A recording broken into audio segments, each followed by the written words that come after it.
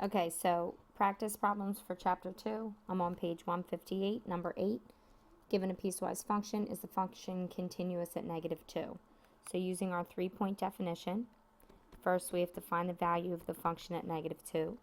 So plugging into the bottom equation, because that's where x is equal to -2, 1 plus 8 minus 4, we get a y value of 5. To determine if the limit as x approaches -2 exists, we look to the one-sided limits. Limit as x approaches -2 from the left-hand side. We use the function on top.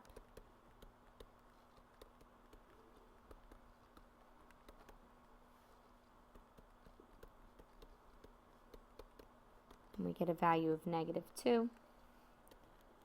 To find the limit as x approaches to -2 from the right-hand side, we look to the second quadratic. We already found that y value to be +5 because the one-sided limits are not equal. The limit of f of x does not exist, and therefore the function is not continuous at -2.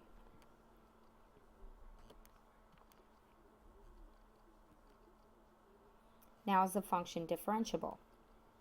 We go back to, we first looked at the derivative of a function as a limit, and that involved the delta x's, the limit as delta x approach 0.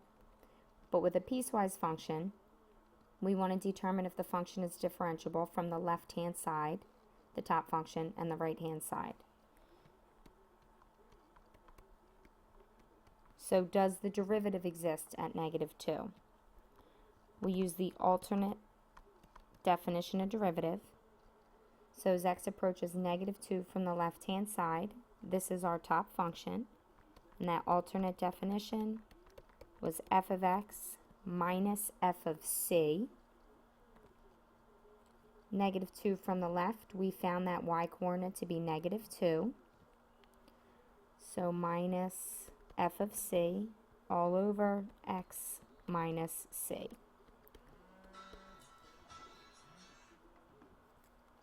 So x squared plus 4x plus 4, this combines to 4 all over x plus 2. Direct substitution would give us the indeterminate form of 0 over 0. So the numerator factors to x plus 2 over x plus 2. They cancel, and now direct substitution gives us a value of 0. So the limit as x approaches -2 from the left-hand side is 0. In order for the derivative to exist, we need the left and right side limits to be the same. So now let's look at the limit as x approaches -2 from the right-hand side. As x approaches -2 from the right, we use the function 1 minus 4x minus x squared. We got that y value to be +5 when we found f of -2.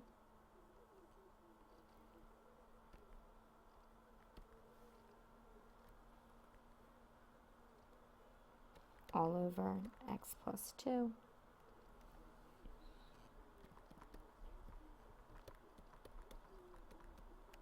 So just reorganizing, -x squared minus 4x, 1 minus 5 is -4, all over x plus 2.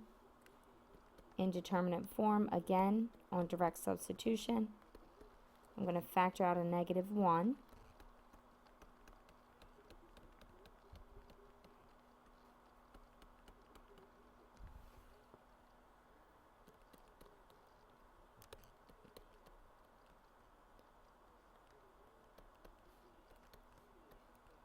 This factors for us, again, x plus 2 times x plus 2. Direct substitution would give us a value of 0. So now to answer the question, is the function differentiable? Yes. The derivative at -2 is 0 because we determined the one-sided limits. to be equivalent. And the limit was found with the alternate form of the definition of derivative. So a function can be differentiable but not be continuous.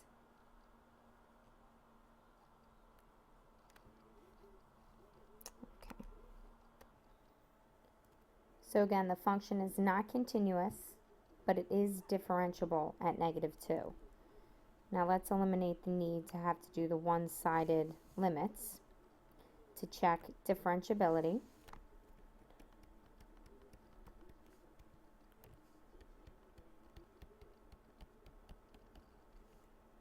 So we have our piecewise function.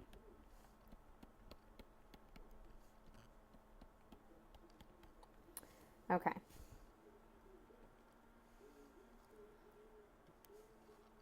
So if we're checking differentiability, that's does the derivative exist from the left and the right of -2.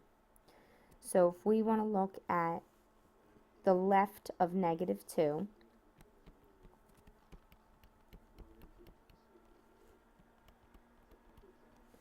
if I were to find the derivative of this function using the power rule, it would be 2x plus 4.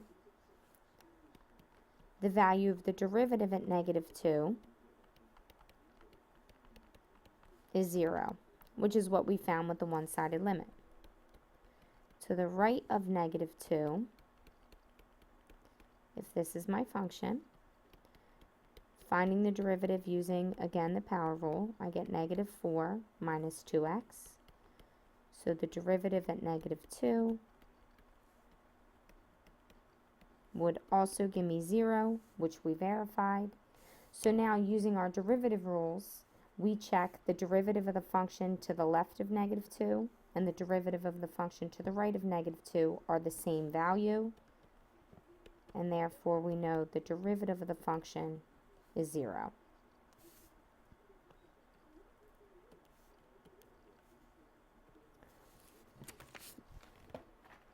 Okay, so now on to page 159.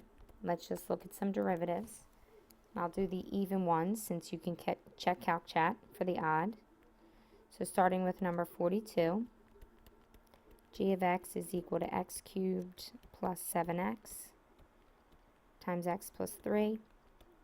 You could use the product rule, but I would prefer to multiply the polynomials because it eliminates or it simplifies the algebra at the very end. So just multiplying the two binomials. Now when we go to find the derivative, the algebra is complete using the power rule. That's our derivative. 44. F of t equals 2t to the 5th times the cosine of t. So now we have our first function times our second function. Two functions in terms of t. So to find the derivative, we need our product rule. First times the derivative of the second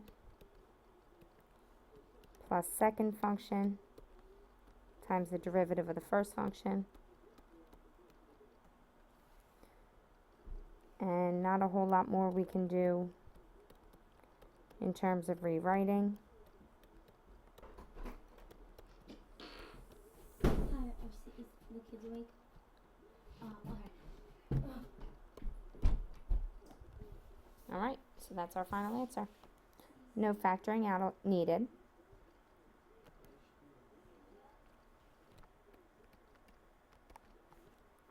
Number 46, f of x equals 6x minus 5 divided by x squared plus 1.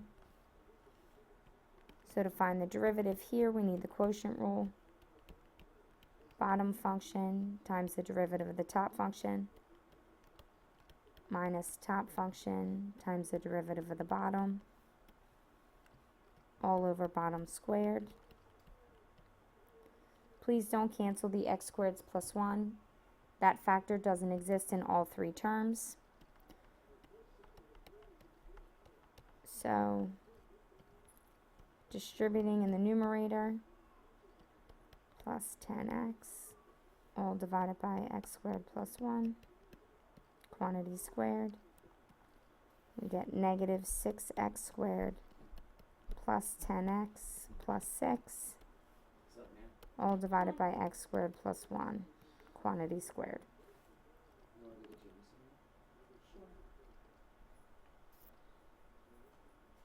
Alright, let's move on to 58. F of x equals 1 plus cosine x divided by 1 minus cosine x. And the problem says to find the equation of the tangent line at the given point.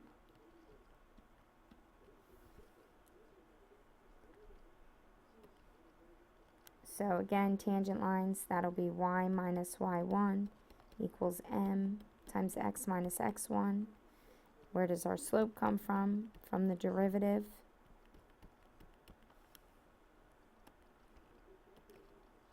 So again, using the quotient rule, bottom function times the derivative of the top minus top times the derivative of the bottom. The derivative of 1 minus cosine x would be positive sine x, all over bottom squared. Distributing the negative sine x,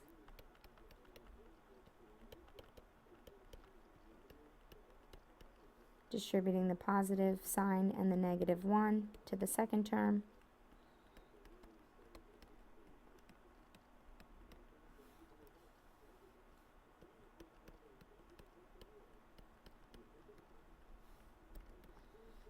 Notice these terms cancel, and we have negative 2 sine x all over 1 minus cosine x, quantity squared. So now we can make a substitution. X is equal to pi over 2. So negative 2 sine of pi over 2, 1 minus cosine of pi over 2 squared. Sine of pi over 2 is 1, so we have negative 2 in the numerator. Cosine of pi over 2 is 0, so we have 1. Now plugging in the information, y minus 1 is equal to negative 2 times x minus pi over 2. So this would be our final answer. Don't worry about attempting to simplify the derivative because we need to find the value at pi over 2 anyway.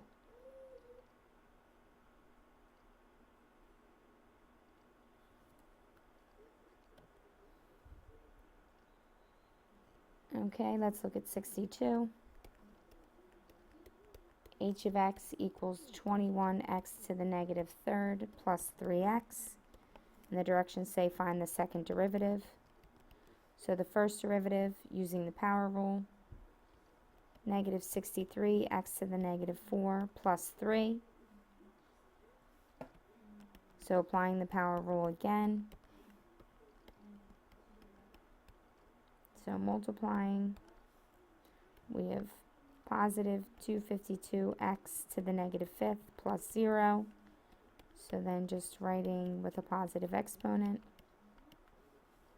this would be our second derivative.